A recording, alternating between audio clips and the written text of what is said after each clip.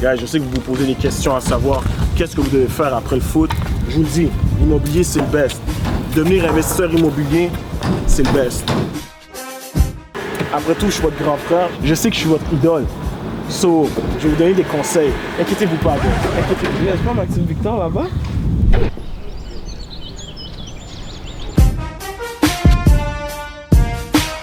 Bonjour monsieur, ça va bien? Ça va bien. Maxime Victor, mon ami, je me présente, je suis très heureux de vous rencontrer. Enchanté. Enchanté Maxime. J'ai vu vos annonces sur Facebook Okay. et j'ai vu que vous étiez un entrepreneur. Ouais. Et j'aurais une question. Moi, après mon cheminement d'étudiant athlète, j'aimerais savoir qu'est-ce qui serait le plus rentable de devenir entrepreneur ou investisseur immobilier? Sérieusement, après ton cheminement athlète, mais c'est quoi, tu fais quoi comme sport? Je joue au football présentement au Cégep du Vieux-Montréal. Ok, moi je te recommande fortement, sans hésitation, quand tu as fini, va pas te chercher d'emploi, deviens entrepreneur. C'est là qu'elle cache. Est-ce que tu as attendu le nombre d'athlètes, après avoir terminé même leur carrière professionnelle, ils finissent cassés, broke, sans le sou? Si tu veux réussir, deviens entrepreneur. Je vous ai déjà dit, c'est investisseur. Non, Pourquoi non. vous allez lui poser la question? Regarde, avant d'être investisseur, il faut que tu deviennes entrepreneur. Il faut que tu mettes une entreprise en place qui t'aide Avant d'être l'argent. entrepreneur, tu dois être investisseur. C'est pas la même chose? Ça dépend. Ouais.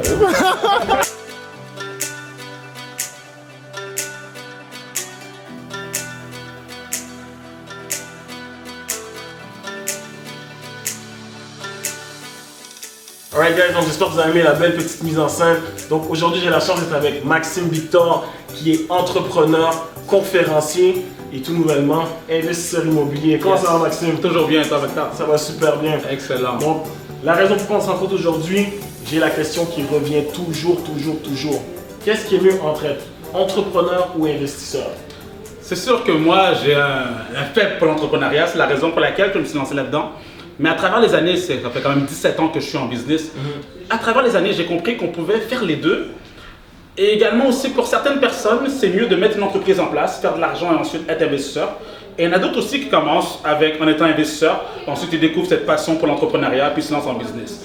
Donc, on peut faire les deux, oui. Mais si tu me posais la question à moi, je crois que je suis un très grand porte-parole de l'entrepreneuriat à l'international. Donc, j'ai pas le choix de tenir ma cause à cœur. Hein. Je suis tout à fait d'accord. Être en business. Donc, de toute manière, lorsqu'on est investisseur, on est en business aussi. Exactement. Puis, justement, en parlant d'investissement, d'investisseur, toi récemment, tu as fait l'acquisition d'un bâtiment commercial. Parle-nous un peu de ton acquisition, puis est-ce que c'est dans l'objectif de mettre tes bureaux, puis c'est quoi exactement? J'ai plusieurs beaux projets à travers cette acquisition. D'ailleurs, pourquoi on ne va pas faire un petit tour?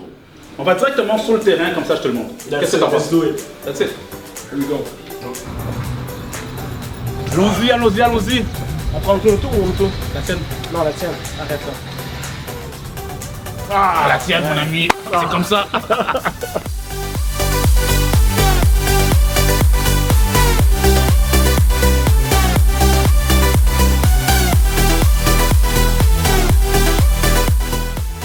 Justement, quand on parle de la transition entre entrepreneur à investisseur ou investisseur à entrepreneur, selon toi, c'est quand le bon moment que tu sais que tu es prêt à faire une transition? Une transition d'entrepreneur à investisseur, c'est Exact. lorsqu'à la base, tu sais, je le dis, il faut tout d'abord comprendre les règles de l'argent. Parce qu'aujourd'hui, les gens pensent que tu fais de l'argent et ensuite tu le dépenses. Au contraire, le but de faire de l'argent, c'est de l'épargner. Okay. Dans le but de l'investir. Parce que tu ne peux pas non plus épargner juste pour épargner. Il y en a qui me disent, Maxime, j'ai mis 10 000 de côté, maintenant je vais m'acheter une voiture. Non, le but, c'est pas de t'acheter une voiture, t'acheter des bijoux ou aller shine parce que tu veux montrer au monde que tu as réussi. Tu gagnes de l'argent, tu épargnes de l'argent et l'objectif principal d'épargner de l'argent, c'est d'investir ton cash. C'est moi ce que je dis à toute personne qui va aller au prochain niveau, mets un certain stack de côté. Ça peut être 25 000, 50 000, 100 000. Quand tu as accumulé cet argent, là tu investis. Puis justement, quand on parle justement d'accumuler de l'argent et d'investir, toi, tu es rentré dans l'immobilier direct avec une bâtisse commerciale. On entend beaucoup de gens dire de commencer petit. Pourquoi toi tu t'es dit, tu sais quoi, moi, direct commercial? Pour différentes raisons, c'est sûr que j'aime voir grand, j'aime voir gros. Également aussi, je voulais avoir un investissement sûr. Okay. Et lorsque j'entendais les personnes autour de moi me dire que, tu sais, Maxime, j'ai une maison, j'ai un duplex, mais je ne fais pas d'argent avec, c'est là que tu réalises que tu ne peux pas rentrer dans l'immobilier simplement pour payer une hypothèque. Okay. Tu veux rentrer dans l'immobilier parce qu'à la fin, tu veux que ça te rapporte. Okay. Donc, c'est certain que l'immeuble commercial que j'ai acheté, ça m'a demandé un certain cash down, ça m'a demandé un certain investissement, mais j'ai aussi d'autres projets à faire avec cet immeuble pour que ça me rapporte de l'argent. Donc le but de l'investissement, c'est pour que ça te rapporte du cash. Immédiatement, Immédiatement, le plus rapidement possible. C'est un peu le même principe qu'un flip, dans le sens où un flip, t'achètes, tu rénoves, tu revends. Tu Ouais, sais? exact. Toi, t'achètes, tu rentabilises l'immeuble, mais en même temps, tu le gardes. Donc, c'est un investissement qui est sûr. Et justement, puis si on revient à la question de... Tu as dit, oh, ça prend un certain temps, ça prend des connaissances. On parlait de la bourse. Ouais. Tu as dû étudier le marché immobilier avant d'investir dans le marché. Comme l'entrepreneuriat, tu dois étudier ton domaine avant de lancer une entreprise. Justement, toi, ça t'a pris combien de temps d'étudier le marché immobilier avant de dire, je fais un saut? Ça m'a pris minimum 5 ans. Puis j'aime le fait que tu parles d'étudier. Tu ne peux improviser dans l'immobilier. Exact. Tu ne fais pas simplement parce que tu as un cash down, maintenant tu t'achètes de quoi, après tu te dis que l'immobilier, ça ne fonctionne pas. Donc ça m'a pris 5 ans. Pourquoi 5 ans? Ça m'a pris le temps afin de ramasser mon certain magot. Ok.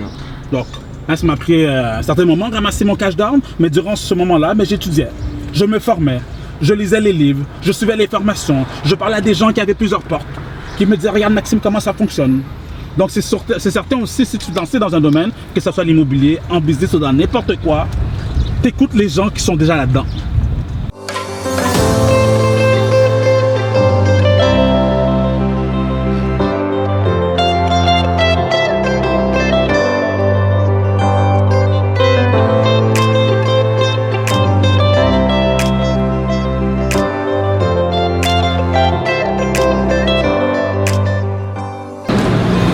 Donc c'est ce qui m'a fait la vidéo. J'étais avec Maxime Victor. Pour vous inspirer et vous motiver à vous surpasser. Donc comme d'habitude, likez, partagez avec vos amis fans d'immobilier. On se revoit à la prochaine vidéo. C'est là.